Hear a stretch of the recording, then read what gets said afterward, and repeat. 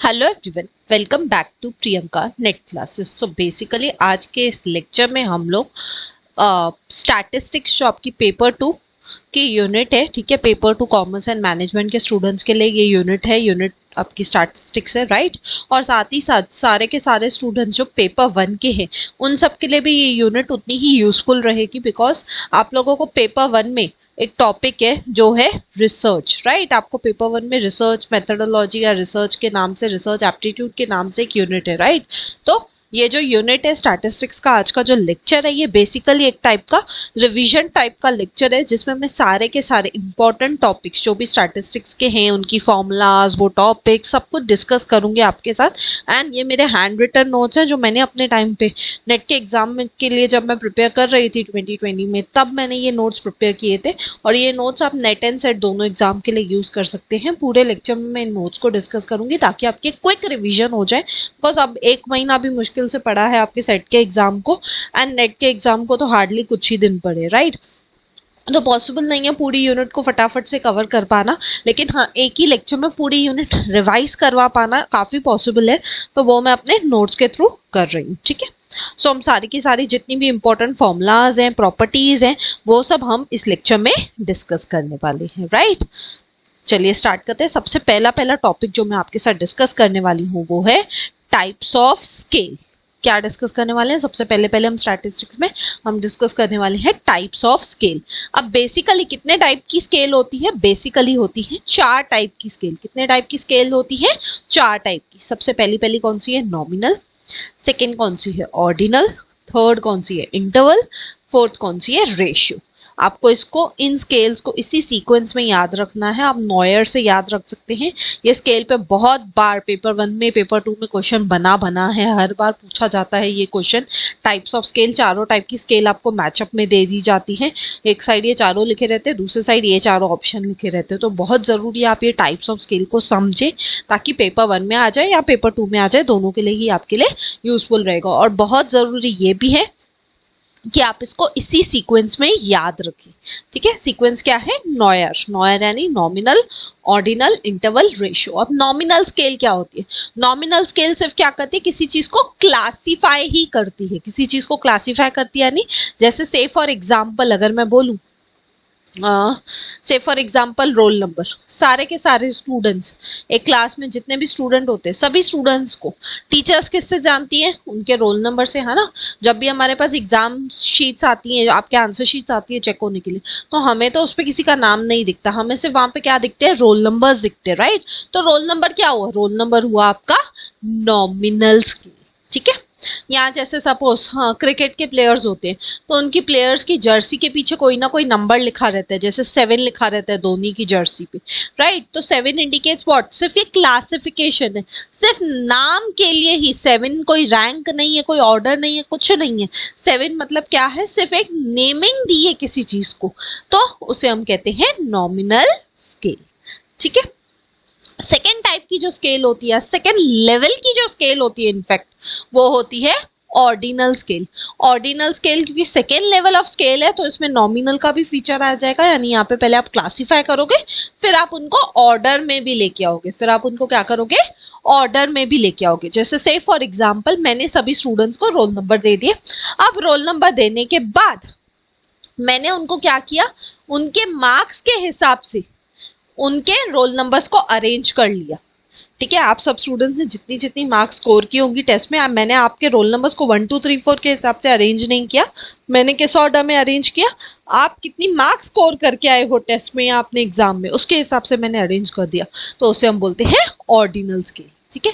यानी ordinal scale करने के लिए पहले मुझे नॉमिनल स्केल से तो होके गुजरना ही पड़ेगा, राइट। फिर थर्ड लेवल ऑफ स्केल होती है आपकी इंटरवल स्केल।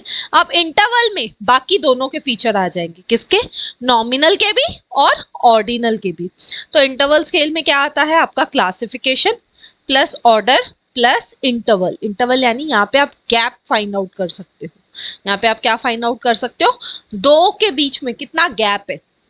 सपोज ये स्टूडेंट ए है, ये स्टूडेंट बी है, इन दोनों की मार्क्स के बीच में कितना गैप है, ठीक है। तो वो मैं किसके थ्रू फाइंड आउट कर सकती हूँ? इंटरवल स्केल के थ्रू, ठीक है। तो से फॉर एग्जाम्पल सबसे पहले पहले मैंने क्या कर दिया, आप सबको रोल नंबर्स दे दिए, फिर मैंने आपके रोल नंबर्स को किस ऑर्डर में अरेंज किया, आप सबने टेस्ट में या एग्जाम में जितनी मार्क्स स्कोर की उस हिसाब से मैंने क्या कर दिया, आप सबके रोल नंबर्स को ऑर्डर में अरेंज कर दिया। फिर मैंने क्या फाइंड आउट किया कि सपोज रोल नंबर 7 है जिसकी सबसे हाईएस्ट मार्क्स थी क्लास में, और रोल नंबर सपोज 43 है जिसकी सबसे सेकंड हाईएस्ट मार्क्स थी क्लास में, ठीक है, उन दोनों रोल नंबर्स की मार्क्स में कितना डिफरेंस है वो मुझे अगर फाइंड आउट करना होगा, वो गैप मुझे अगर पता करनी होगी, तो वो कैसे होगा, इंटरवल स्केल के through. And last and final आती है आपकी रेशियो स्केल। रेशियो स्केल में क्या क्या आता है, classification plus order plus interval plus absolute zero. Ratio scale में आप क्या कर सकते हो, कोई चीज की वैल्यू जीरो भी हो सकती है। जैसे से फॉर एग्जांपल स्टूडेंट ए था, वो भी 18 मार्क्स लेके आया 20 में से, और स्टूडेंट बी भी कितनी लेके आया, 18 मार्क्स लेके आया।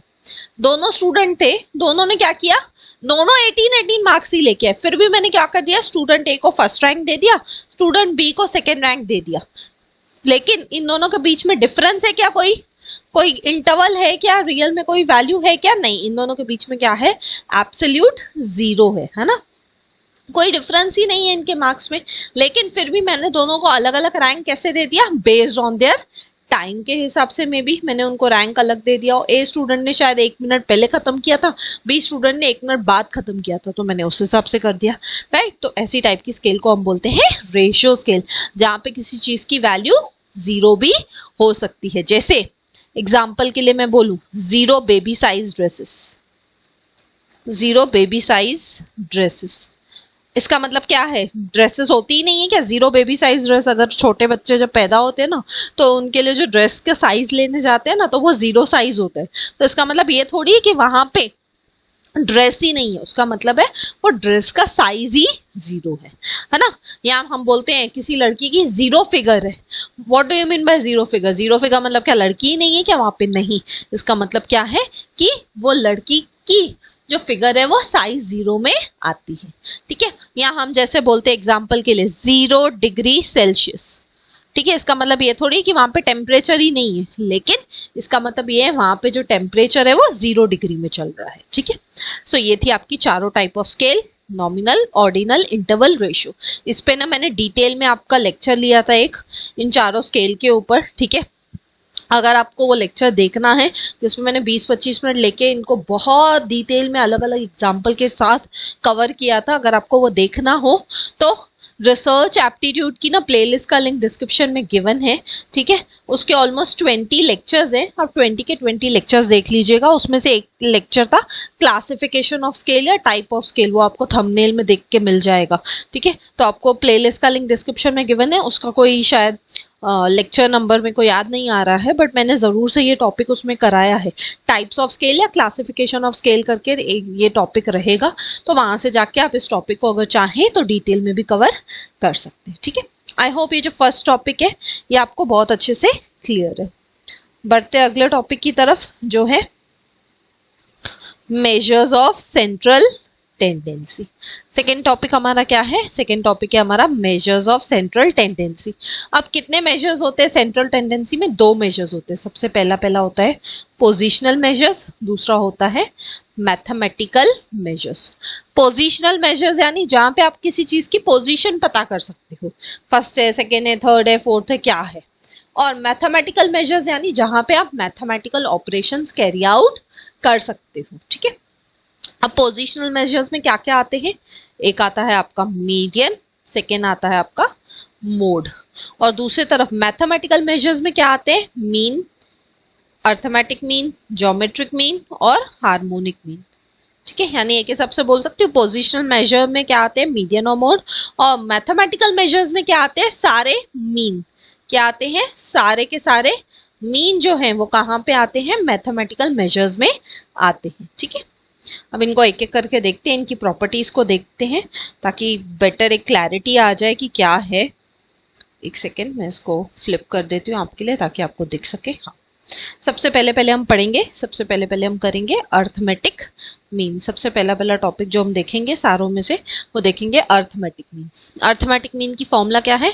सम of all variables divide by number of variables. अगर मुझे किसी चीज का मीन निकालना है, एवरेज निकालना है, तो मैं क्या करूंगी, जो भी नंबर दिए हुए उन सबका, जो भी वेरिएबल दिए हुए उन सबका सम कर लूंगी। सम यानी प्लस कर दूंगी उन नंबर्स को, divide by number of variables. कितने नंबर है? सपोज मेरे को 5 नंबर दिए हुए थे, 1 2 3 4 5।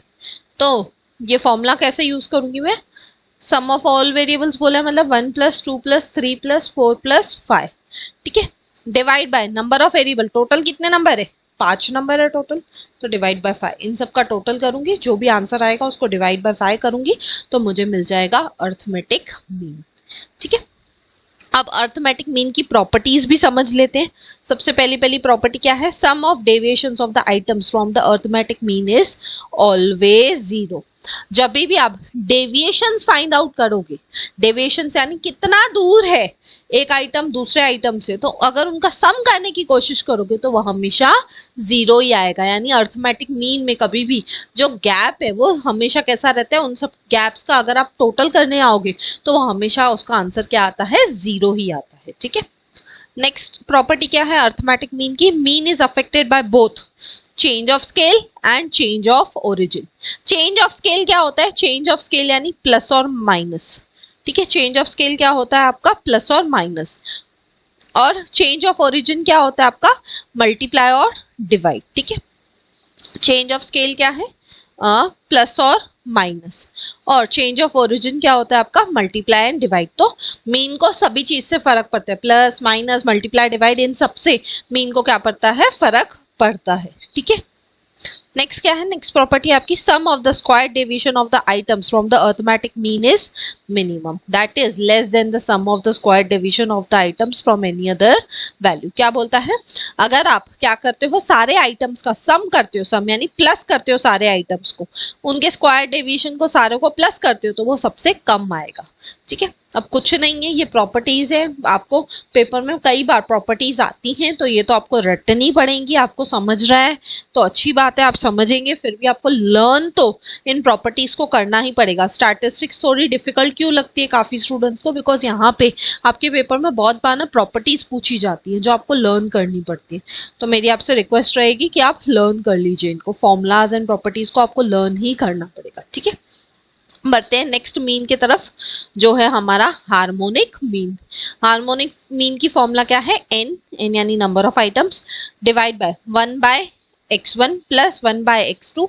जो भी नंबर होंगे आपके पास वो सब नंबर आप यहाँ पे 1 डिवाइड बाय जो भी नंबर है वो सब एक एक करके प्लस प्लस करके लिखते जाइए, ठीक है। ये आपकी हार्मोनिक मीन की फॉर्मूला है जो आपको याद रखनी है, ठीक है। अब इसकी प्रॉपर्टीज देख लेते हैं। Harmonic mean is a reciprocal of the arithmetic mean of their reciprocal of given value. ये जो हार्मोनिक मीन है ये क्या है? रेसिप्रोकल है। रेसिप्रोकल यानी डिवाइड बाय, रेसिप्रोकल यानी, रेसिप्रोकल वर्ड का मतलब होता है उल्टा करना। रेसिप्रोकल वर्ड का सिंपल हिंदी मीनिंग क्या होता है? उल्टा कर दो। जो आपका अर्थमेटिक मीन का जो वैल्यू आएगा ना, जो आंसर आएगा ना, उसको डिवाइड बाय कर दो। सपोज आपने कोई सम सॉल्व किया, अर्थमेटिक मीन आया सपोज आपका 10, कितना आया? 10, तो उसको आप 1/10 लिखोगे, किसमें? हार्मोनिक मीन में, ऐसे, ठीक है। आई होप ये फर्स्ट प्रॉपर्टी क्लियर है। बढ़ते हैं अगले चीज की तरफ, जो कि आपका geometric mean. Third type of mean क्या है आपका? Geometric mean. ज्योमेट्रिक मीन की फॉर्मूला क्या है? रूट ऑफ ए बी, ठीक है। It is the nth root of the product of the values. आप क्या करते हो, जो भी आपके पास वैल्यूज है उनका प्रोडक्ट निकालते हो। प्रोडक्ट यानी मल्टीप्लाई, ए और बी जो भी वैल्यू होगी, सपोज 7 × 6 है, तो 7 × 6 को आप क्या करोगे? ए और बी यानी 7 × 6 या जो भी वैल्यू है उसको आप क्या करोगे? मल्टीप्लाई करोगे। और उसका मल्टीप्लाई करने के बाद भी जो आंसर आएगा उसका आप क्या करोगे? रूट निकालोगे। और वो रूट कैसा होगा? nth रूट होगा। nth यानी कोई भी हो सकता है, स्क्वायर रूट हो सकता है, क्यूब रूट हो सकता है, कुछ भी हो सकता है, ठीक है। It is relative in nature, ठीक है। अब सबसे इंपॉर्टेंट चीज जहां से हर बार क्वेश्चन बना है, रिलेशनशिप बिटवीन एवरेज। हमने 3 एवरेज पढ़ा था। एवरेज यानी मीन, हाँ, मीन का ही दूसरा नाम क्या होता है? एवरेज होता है ना, इतना तो आप सबको पता ही होगा। तो मीन, तीनों मीन का रिलेशनशिप क्या है? सबसे बड़ा मीन कौन सा होता है? Arithmetic mean. फिर होता है ज्योमेट्रिक मीन और सबसे छोटा होता है आपका हार्मोनिक मीन, AGH।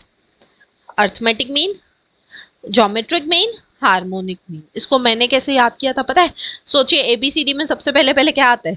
A, फिर आता है G, फिर आता है H। तो मैंने ऐसे करके याद कर लिया था बिकॉज कई बार ना फॉर्मूलाज लर्न नहीं होती या हम कंफ्यूज हो जाते हैं, क्या था हमने पढ़ा तो था याद नहीं आ रहा है। तो कभी कभी ना बेसिक बेसिक कुछ शॉर्टकट लगा लिया करो जिससे लर्न करना काफी आसान हो जाए। इसको बेसिक ABCD से याद रख लिया करो। सबसे पहले पहले क्या आता है? A आता है, फिर G आता है ABCD में, फिर H आता है। सिंपल, ठीक है। आई होप ये चीज क्लियर है आपको। बढ़ते हैं अगले टॉपिक की तरफ। मैं फिर से बोल रही हूँ, मैं आपको पूरा पूरा टॉपिक नहीं करा रही हूँ, मैं सिर्फ उन टॉपिक की मेन मेन चीजें करा रही हूँ। स्टैटिस्टिक्स की एक समरी टाइप का, एक मैराथन टाइप का लेक्चर करा रही हूँ, ठीक है। नेक्स्ट टॉपिक है हमारा मीडियन। मीडियन कैसे निकालेंगे? तो इसकी दो फॉर्मूलाज है। एक है अगर आपको ऑड सीरीज दी हो, ऑड मतलब 1, 3, 5, 7, 9, ये ऑड नंबर्स होते हैं ना। इवन मतलब 0, 2, 4, 6, 8। तो अगर ऑड सीरीज दी होगी तो जो भी उसकी मिडिल वैल्यू है, सपोज ऑड सीरीज दी है ये, तो उसकी मिडिल वैल्यू क्या बन जाएगी? 5। तो वो आ गया आपका मीडियन। लेकिन अगर इवन सीरीज दी है तो n+1 डिवाइड बाय 2। n क्या है? Number of item. यहाँ पे नंबर ऑफ आइटम कितने थे? सपोज 5 है ना, +1 डिवाइड बाय 2। तो क्या आंसर आएगा? 6 डिवाइड बाय 2। तो आंसर आ जाएगा आपका 3। तो कुछ नहीं है, आपको फॉर्मूला याद रखना है, ठीक है। मिडिल वैल्यू का मतलब क्या होता है? 50th परसेंटाइल भी बोल सकते हो मिडिल वैल्यू को। और इसकी सेकेंड प्रॉपर्टी क्या है? Sum of the deviations of the items from the median ignoring signs is the least. अगर आप डेविएशंस का, गैप्स का सम कर लेते हो, दूरी का सम कर लेते हो मीडियन से, तो वो आपको वहां पे उसकी साइंस को इग्नोर करना पड़ेगा। यानी लेफ्ट हैंड साइड और राइट हैंड साइड, सपोज ये मेरा मीडियन है 5, इसके लेफ्ट हैंड साइड और इसके राइट हैंड साइड जो भी साइंस आएंगी, प्लस में आता है नंबर, माइनस में आता है, तो उन साइंस को आपको इग्नोर करना है, ठीक है। आई होप ये प्रॉपर्टी क्लियर है। बढ़ते हैं अगले टॉपिक पे जो कि है आपका मोड। मोड क्या होता है? It is a value with the highest frequency. जो चीज बार बार रिपीट हो रही है, सबसे ज्यादा नंबर ऑफ टाइम्स रिपीट होती है, उसे हम कहते हैं मोड, ठीक है। नेक्स्ट आते हैं आपके क्वार्टाइल्स। क्वार्टाइल्स क्या होता है? Divide the distribution in 4 equal parts. जैसे आप बचपन में नहीं वो चपाती के 4 इक्वल पार्ट्स करके सीखते थे, तो ये क्या हुआ? ये फर्स्ट क्वार्टाइल हुआ, ये सेकेंड, ये थर्ड, ये फोर्थ क्वार्टाइल यानी 25th पार्ट, है ना। फिर आता है डेसाइल। डेसाइल यानी 10th पार्ट। आप पूरे डिस्ट्रीब्यूशन को किस में डिवाइड करते हो? 10 इक्वल पार्ट्स में। सपोज मैंने ये सर्कल बना दिया, अब इसको 10 पार्ट्स में डिवाइड कर दिया। 1, 2, 3, 4, 5, 6, 7, 8, 9 और 10 मैंने 10 पार्ट्स में डिवाइड कर दिया, ठीक है। तो वो होता है डेसाइल। फिर आता है परसेंटाइल। जब आप क्या करते हो? पूरे डिस्ट्रीब्यूशन को 100 इक्वल पार्ट्स में डिवाइड करते हो, ठीक है। फिर नेक्स्ट एक कंसेप्ट आता है सिमेट्री। सिमेट्री मतलब कोई भी चीज को इक्वली डिवाइड करना।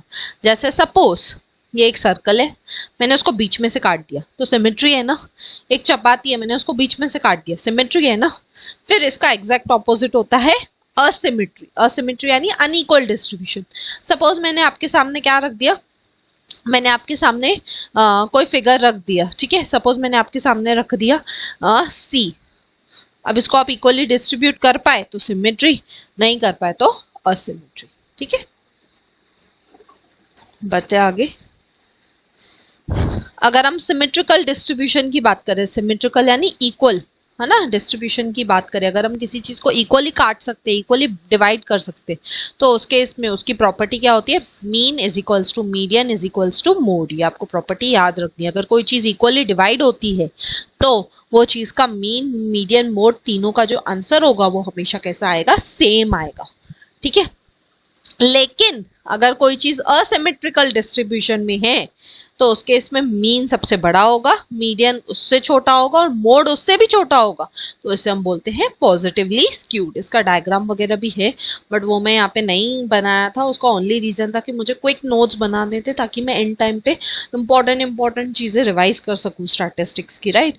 बट मैं ट्रस्ट मी, मैं ये टॉपिक्स ना आपको स्टैटिस्टिक्स के जब डिटेल में लेक्चर्स दूंगी एग्जाम्स के बाद में, नेक्स्ट बैच के लिए जब लेक्चर्स बनाऊंगी तो मैं वहाँ पे डिटेल में कवर करूंगी। बट फिलहाल के लिए आप लर्न करके जाइए एटलीस्ट।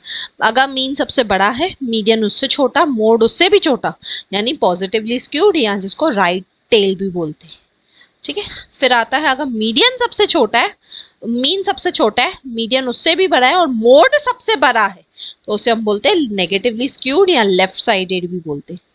मीन बड़ा है तो पॉजिटिवली स्क्यूड, मोड बड़ा है तो नेगेटिवली स्क्यूड। याद रखिएगा, मीन अगर बड़ा है तो पॉजिटिवली स्क्यूड, मोड अगर बड़ा है तो नेगेटिवली स्क्यूड, ठीक है। और यहाँ पे एक मोड की फॉर्मूला दी है, एक मोड की फॉर्मूला है जो आपको लर्न करनी है। Mode is equals to 3 median minus 2 mean, ये फॉर्मूला है, लर्न करनी है, इसमें कुछ नहीं है ज्यादा, ठीक है। एक इंपॉर्टेंट चीज जो मैंने पहले भी समझाई थी, चेंज ऑफ ओरिजिन का मतलब होता है प्लस और माइनस, ये मैंने अभी अभी आपको समझाया था किधर, तो चेंज ऑफ ओरिजिन का मतलब क्या होता है, प्लस और माइनस। मैंने कहाँ पे तो समझाया था अभी अभी जस्ट आपको, change of origin, change of, हाँ हाँ मैंने उल्टा लिख दिया था यहाँ पे। चेंज ऑफ स्केल का मतलब होता है, यहाँ पे मैंने उल्टा लिखा था, करेक्ट। चेंज ऑफ ओरिजिन का मतलब होता है प्लस और माइनस, चेंज ऑफ स्केल का मतलब होता है डिवाइड और मल्टीप्लाई, ठीक है। ये दोनों चीज आपको पता होनी चाहिए स्टैटिस्टिक्स में, क्योंकि कई बार प्रॉपर्टीज में लिखा आता है change of origin, change of scale, तो आपको पता होना चाहिए ना चेंज ऑफ ओरिजिन क्या है, चेंज ऑफ स्केल क्या है।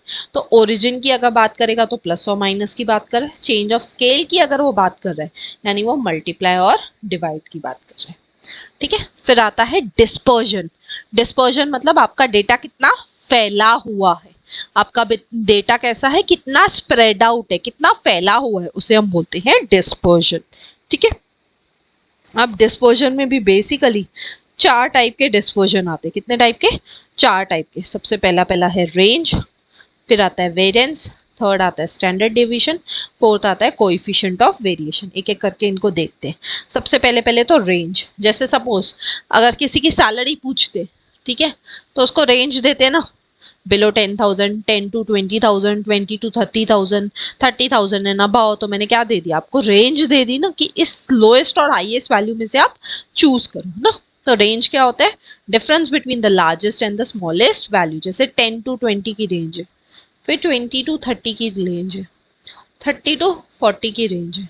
तो रेंज मतलब ही क्या होता है, लार्जेस्ट में से स्मॉलेस्ट को माइनस करो।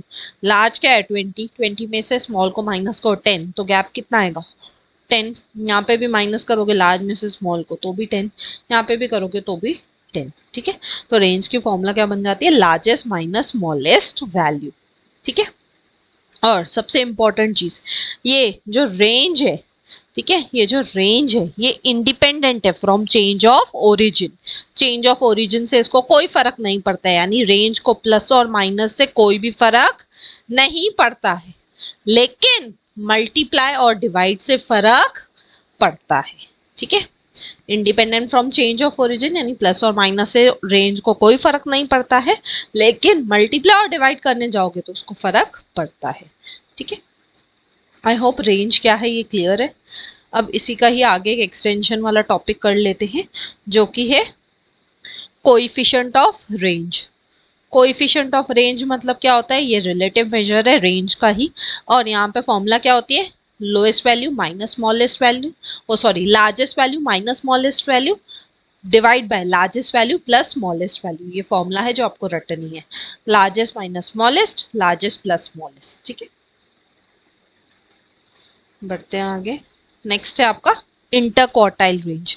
इंटरक्वार्टाइल रेंज क्या होता है, मिडिल वैल्यू, और वो कैसे मिलेगा, Q3 माइनस Q1। क्वार्टर 3 में से क्वार्टर 1 को, जैसे एक चपाती है उसको 4 क्वार्टर में डिवाइड करते हो, राइट, तो क्वार्टर 3 में से क्वार्टर 1 को माइनस करोगे तो आपको मिल जाएगा इंटरक्वार्टाइल रेंज, ठीक है। नेक्स्ट आता है क्वार्टाइल डेविएशन। क्वार्टाइल डेविएशन यानी it is a half of the difference between the first and the third quartile. Q3 और Q1 का भी ये क्या है, हाफ है। तो इसकी फॉर्मूला क्या बन जाएगी ऑटोमेटिकली, देखिए इसकी फॉर्मूला भी नीचे वही दी हुई है ना। क्वार्टाइल डेविएशन की फॉर्मूला क्या है, Q3 minus Q1 divide by 2, क्योंकि इसका हाफ करना है ना इसलिए। और इसको सेमी इंटर क्वार्टाइल रेंज भी बोला जाता है, ठीक है। कुछ नहीं है, फॉर्मूलाज हैं जो आपको लर्न करनी पड़ेंगे, इसके बिना तो काम नहीं चलेगा। नेक्स्ट है कोएफिशिएंट ऑफ क्वार्टाइल डेविएशन। इसकी फॉर्मूला क्या है, Q3 minus Q1 divide by Q3 plus Q1।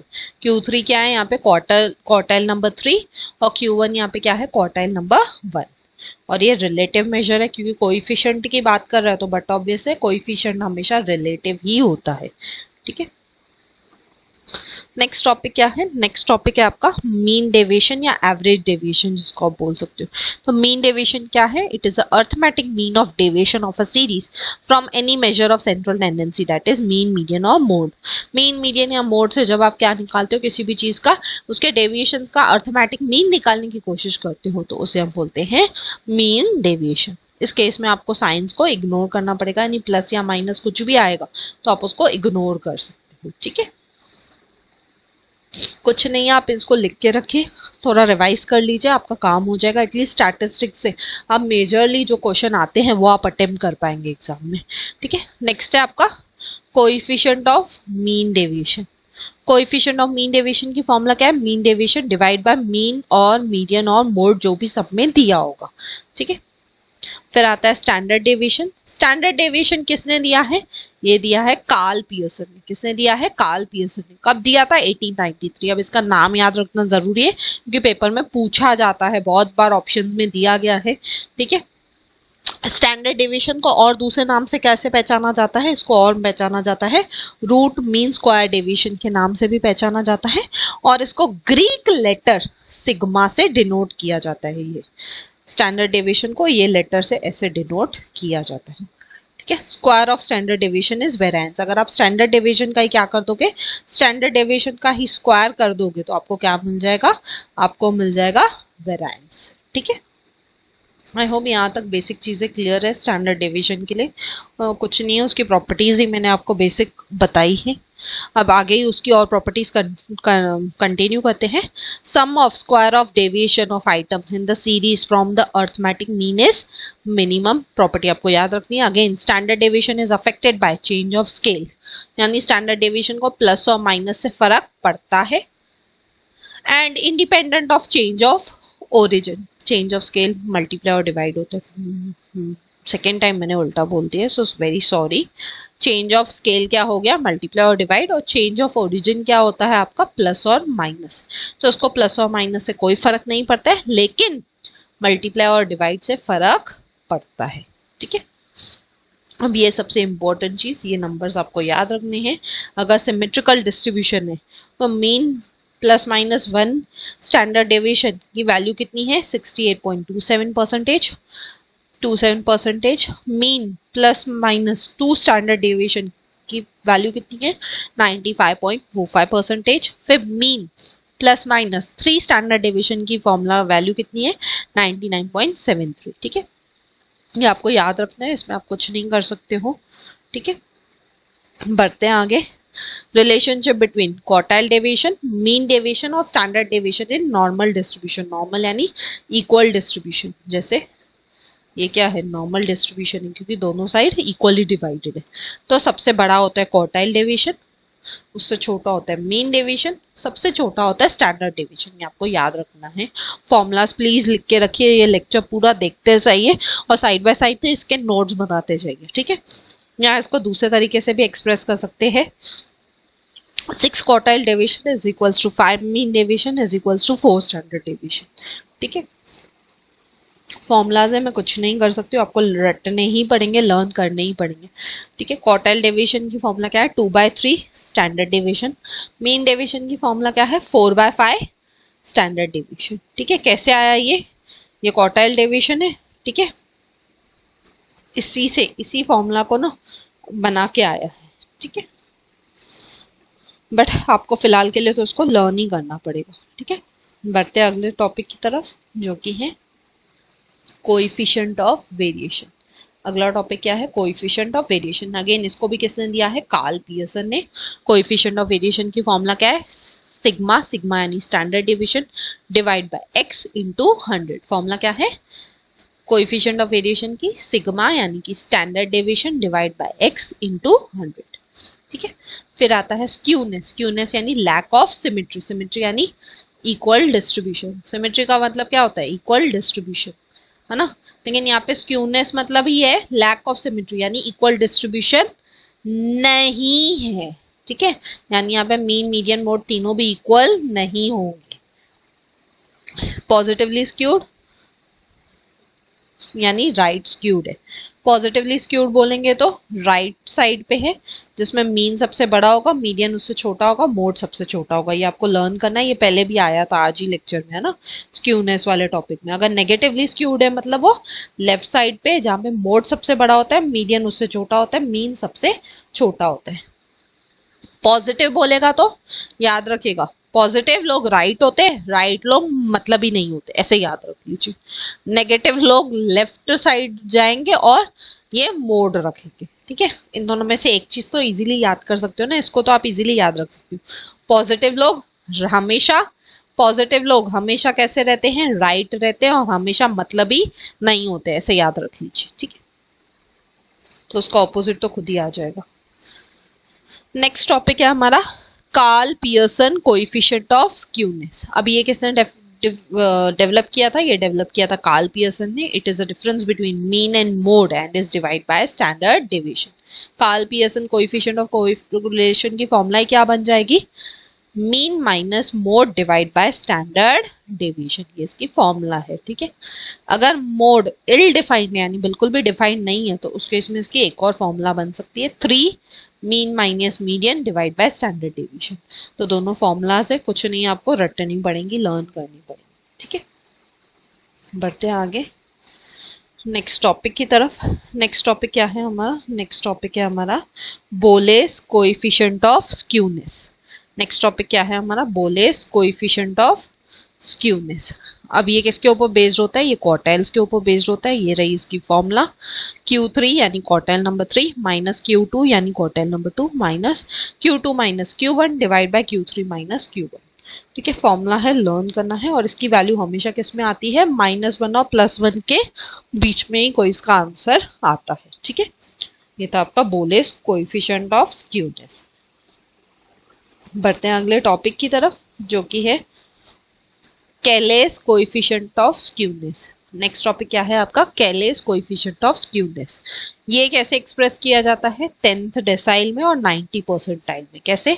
देखिए, P10 लिखा हुआ है ना, यानी 10th परसेंटाइल, P90 लिखा हुआ है यानी 90th percentile, -2 median divide by P90 यानी परसेंटाइल 90 माइनस परसेंटाइल 10। ठीक है, और इसकी दूसरी फॉर्मूला भी है D1 यानी फर्स्ट डेसाइल प्लस D9 यानी 9th decyl minus 2 median upon D9 minus D1। ठीक है, D9 माइनस D1 तो फॉर्मूला है, याद रख लीजिएगा।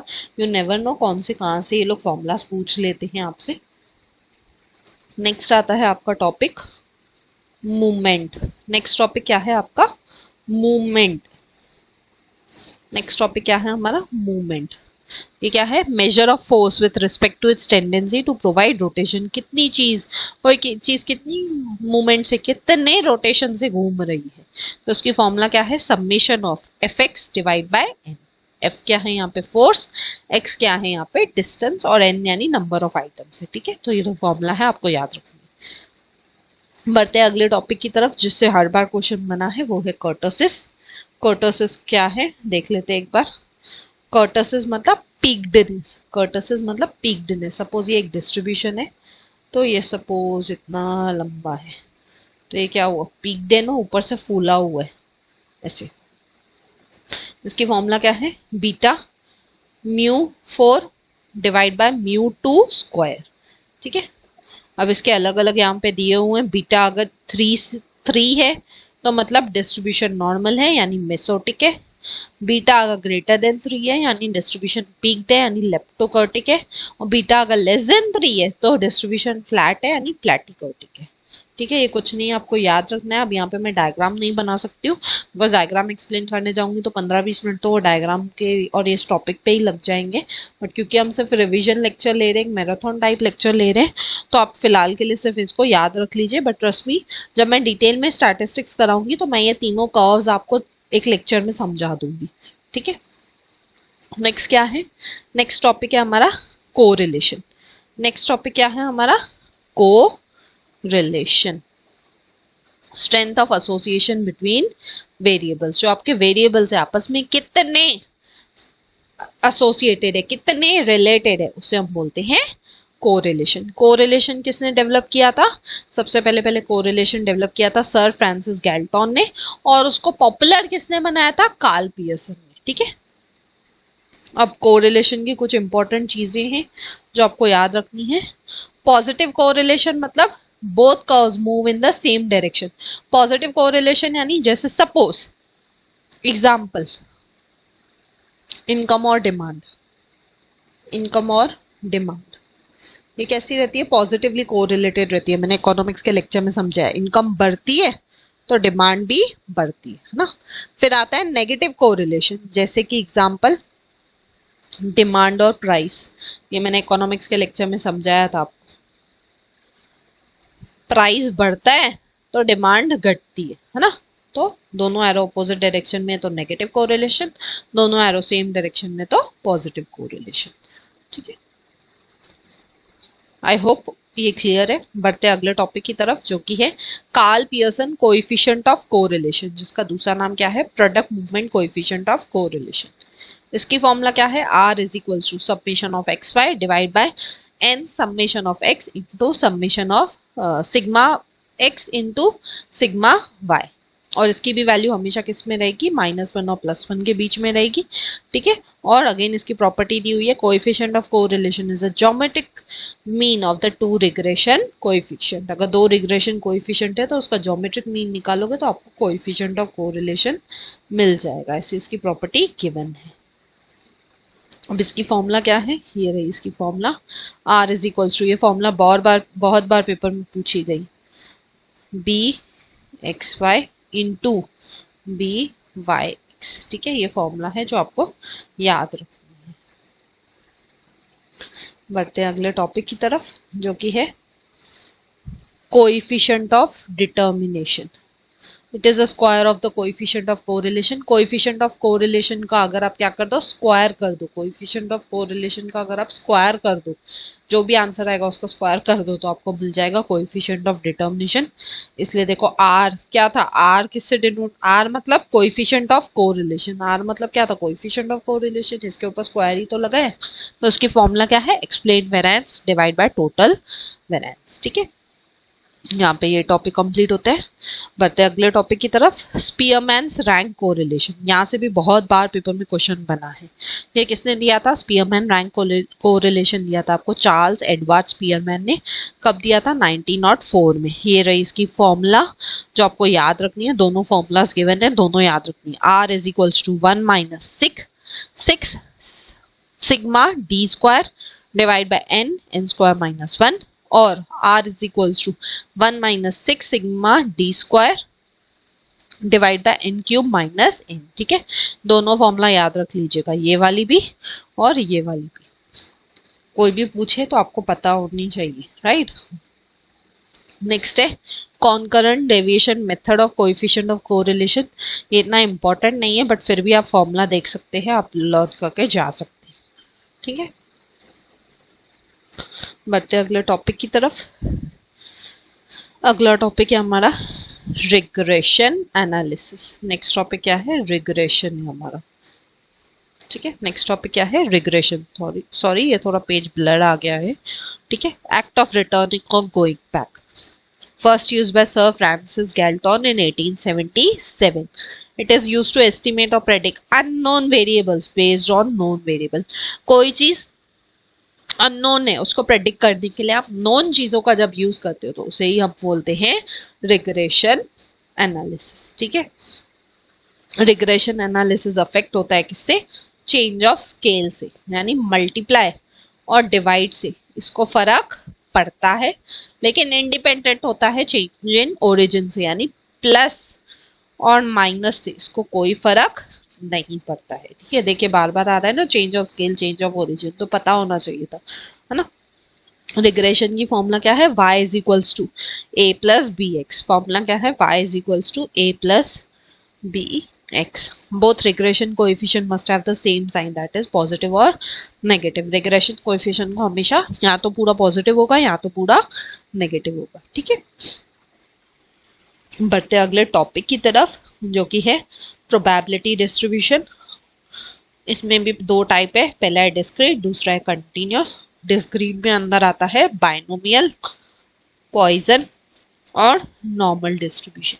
तीनों देखते हैं। यहाँ से 110% मैं श्योर हूँ एक क्वेश्चन तो आता ही आता है, बिल्कुल इग्नोर मत कीजिएगा इस टॉपिक को।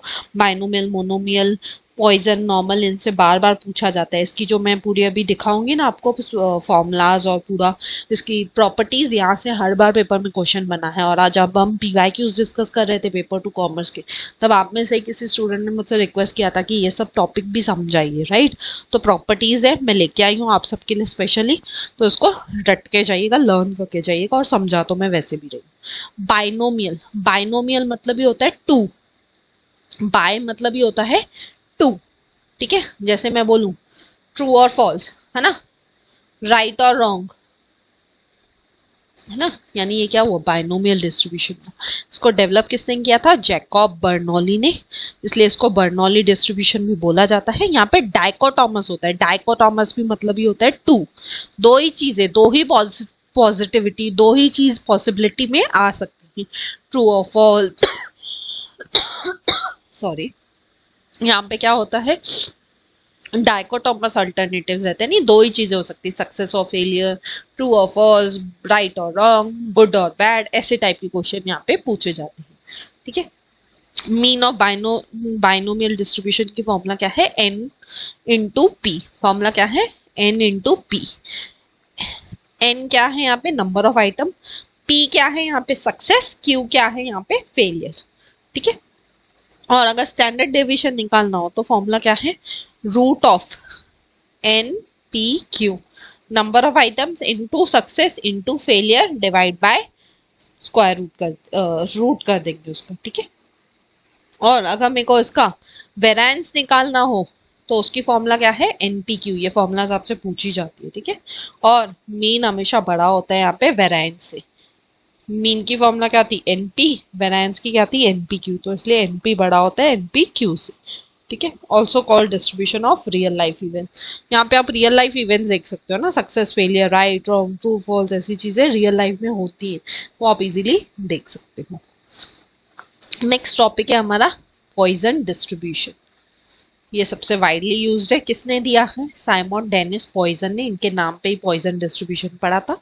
It deals with counting the number of occurrence of a particular event in a specific time interval. कोई चीज कितनी नंबर ऑफ टाइम्स हो रही है उसे हम कहते हैं पॉइजन डिस्ट्रीब्यूशन। जैसे से फॉर एग्जांपल मैं बोलूं, अगर आप कुछ कुकिंग कर रहे हो, ठीक है, वो कुकिंग में आपने क्या किया, कितनी बार आपने नाइफ को यूज किया,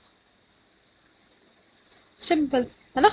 तो जब मैं नंबर ऑफ टाइम्स की बात करती हूँ तो वो होता है आपका पॉइजन डिस्ट्रीब्यूशन। एक सेकेंड, मैं इसको रोटेट कर देती हूँ आपके लिए, तो सो दैट आपको इजीली दिखे।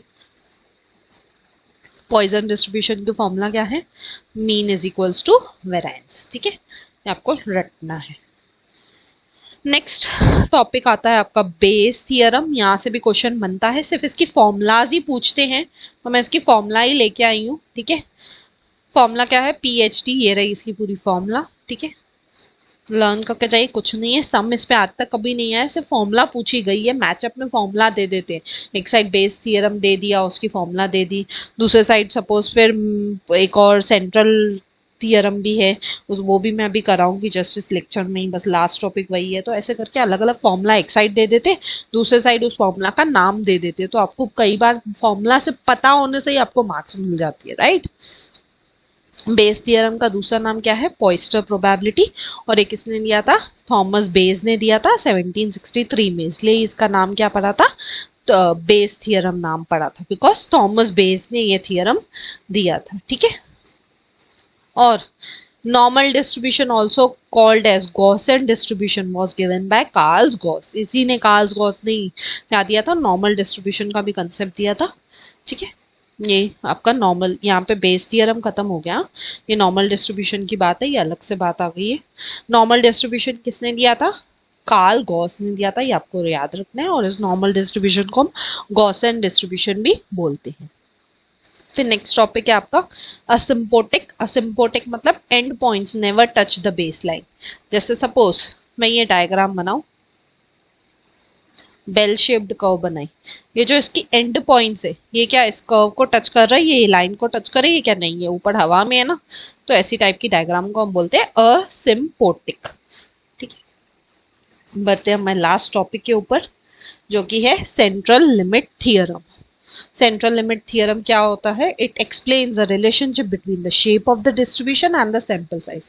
आपकी डिस्ट्रीब्यूशन की शेप कैसी है और आपका सैंपल साइज कितना है उसकी बात बताता है। As the sample size increases the sample distribution tends to be normal. जैसे जैसे आप अपना सैंपल साइज बढ़ाते जाओगे वैसे वैसे आपका डिस्ट्रीब्यूशन कैसा हो जाएगा, नॉर्मल हो जाएगा। नॉर्मल यानी इक्वली डिस्ट्रीब्यूटेड हो जाएगा, नॉर्मल यानी इक्वली डिस्ट्रीब्यूटेड हो जाएगा, 50-50 हो जाएगा। ठीक है, आई होप ये चीज़ क्लियर है। यहाँ पे आपका स्टैटिस्टिक्स कंप्लीट होता है। एटलीस्ट मैंने तो अपने टाइम पे ना ये शॉर्ट नोट्स बनाए थे, जो आप ये पूरी अपने पूरे लेक्चर में देखा, ये मेरे लिखे हुए खुद के नोट्स थे जो मैंने अपने टाइम पे यूज़ किए थे स्टैटिस्टिक्स के लिए, एकदम एंड मोमेंट पे ये बनाए थे। बिकॉज क्या होता है ना, स्टैटिस्टिक्स बहुत वास्ट है, लेकिन फॉर्मूलाज ये वो एक जगह पे लिखी हुई रहती है ना, तो रिवाइज करना बहुत ईजी रहता है, राइट। सो आई होप ये जो मैराथन था या एक रिवीजन टाइप लेक्चर था स्टैटिस्टिक्स का, आप सबको यूजफुल लगा होगा, राइट। सो थैंक यू, मिलते हैं नेक्स्ट वीडियो में। अगर आपको वीडियो अच्छा लगा तो प्लीज़ लाइक कीजिए एंड कमेंट करके मुझे ज़रूर बताइए, ताकि मैं और भी ऐसे वीडियोस अलग अलग टॉपिक्स पे मैराथन टाइप लेक्चर्स लाती रहूं। जैसे लास्ट टाइम मैं इंडियन लॉजिक पे लेके आई थी, इस बार मैं स्टैटिस्टिक्स पे लेके आई हूँ। तो आप अगर कमेंट करके बताएंगे तो मैं उन टॉपिक्स पे लेके आ जाऊंगी, राइट। एंड सब्सक्राइब कीजिए अगर आप न्यू है तो। मिलते हैं नेक्स्ट वीडियो में, till then bye bye, take care.